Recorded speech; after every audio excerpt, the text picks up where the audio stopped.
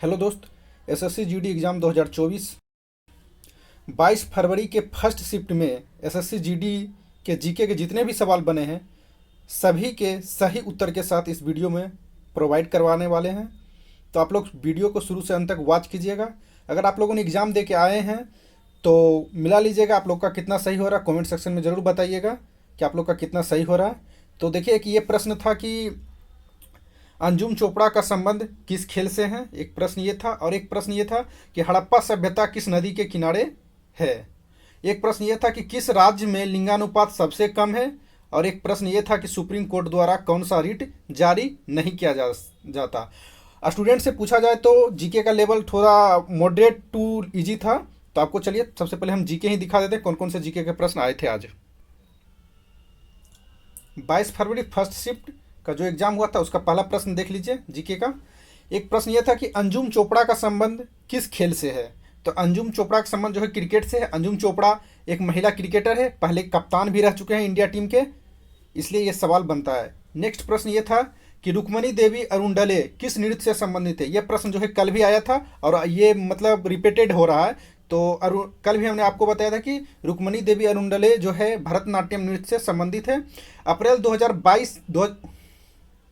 अप्रैल 1952 में जो है राज्यसभा का सदस्य बना था और पुनः जो 1956 में राज्यसभा के लिए नामित भी हुआ था। थर्ड नंबर प्रश्न देख लेते हैं। अंडर 17 फीफा विश्व कप 2023 का आयोजन कहाँ हुआ है। ये प्रश्न था। तो इसका सही जवाब हो जाएगा इंडोनेशिया में हुआ है। 10 नवंबर 2023 को स्टार्ट हो गया था। इससे पहले जो है ये पेरू में मतलब होने वाला था, लेकिन किसी कारणवश लोकेशन के चलते जो है इंडोनेशिया शिफ्ट कर दिया गया। उसके बाद देख लीजिए इससे संबंधित फैक्ट। फीफा का जो मुख्यालय कहाँ है, इसका देखिए ज्यूरिख स्विट्जरलैंड फीफा का मुख्यालय है। नेक्स्ट प्रश्न देख लेते हैं। 2024 में पीएम ने कौन सी योजना लागू की थी। तो ये जो प्रश्न आया था बहुत सारे स्टूडेंटों को याद नहीं है कौन सा योजना। अगर आप लोग एग्जाम देखे हैं तो कमेंट में जरूर बताइएगा कौन सा योजना पूछा था। एक प्रश्न ये था कि सीधे ठोस से गैस में परिवर्तन क्या कहलाता है। यानी सीधे ठोस से गैस में परिवर्तन ऊर्ध्वपातन कहलाता है, जिसे कपूर इसका बेहतरीन उदाहरण है। एक प्रश्न ये था कि राष्ट्रीय ध्वज का सम्मान किस अनुच्छेद के अनुसार किया जाता है। तो इसका देख लीजिए 51 के ए में मौलिक कर्तव्य है, यानी कि राष्ट्रीय ध्वज का सम्मान करना हमारा मौलिक कर्तव्य है। और ये संविधान के अनुच्छेद 51 के ए में कहा गया है। और ये भाग की बात करें तो 51 का ए भाग 4 के ए में है और 42वां संविधान संशोधन द्वारा जोड़ा गया था ये चीज़ें।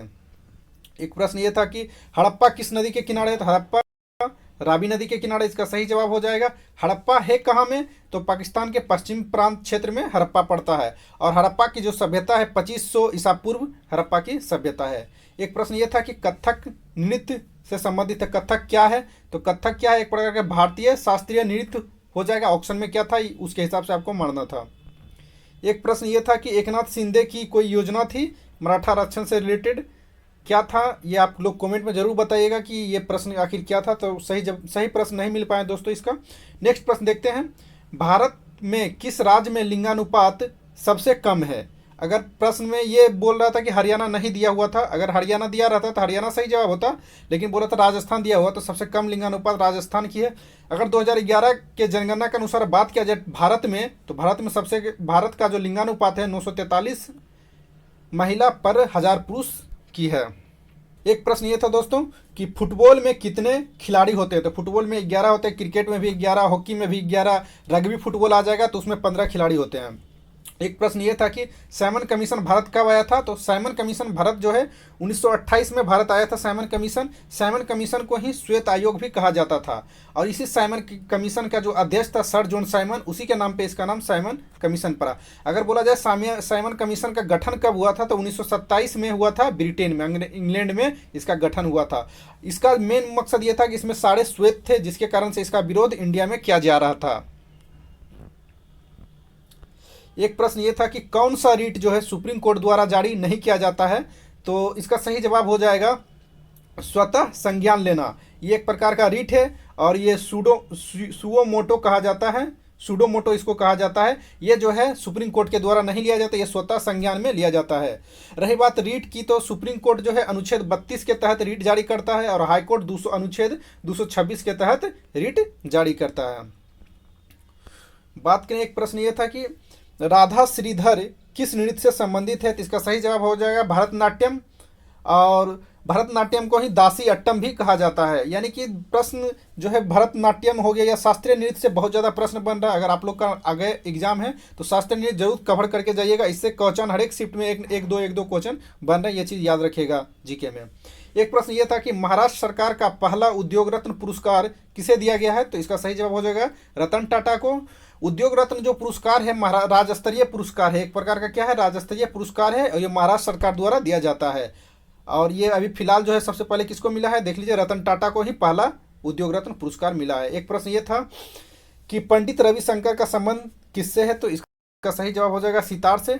पंडित रविशंकर की बात किया जाए तो इसको 1999 में भारत रत्न मिला था। ये भी प्रश्न बन सकता है दोस्तों, इसलिए आप लोग फैक्ट भी थोड़ा याद करते जाइएगा।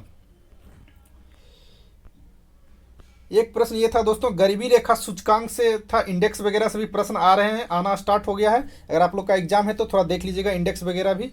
एक प्रश्न ये था कि हरित क्रांति का जनक कौन है, तो उसका जो है हम लोग को भी पता है, सबको पता है, स्वामीनाथन। लेकिन उसका जवाब जो है स्वामीनाथन सिर्फ नहीं था, पूरा उसका नाम दिया हुआ था मनकोम्बु स्वशिवन स्वामीनाथन। मनकोम्बु स्वशिवन स्वामीनाथन, इसका पूरा नाम दिया हुआ था। हरित क्रांति का जो है 1966 में नॉर्मन बोरलॉग के द्वारा मतलब जनक कहा जाता है। 1966 में हरित क्रांति, 66 में भारत आया था। हरित क्रांति जो शब्द किसने गढ़ा था, तो विलियम गीडे ने हरित क्रांति नामक शब्द गढ़ा था। और एक प्रश्न यह था, भक्ति आंदोलन से संबंधित एक प्रश्न था, स्टूडेंटों को याद नहीं है तो आप लोग को अगर याद हो तो कमेंट में जरूर बता दीजिएगा, ताकि जो भी लोग वीडियो देखने आए तो वहाँ से देख ले।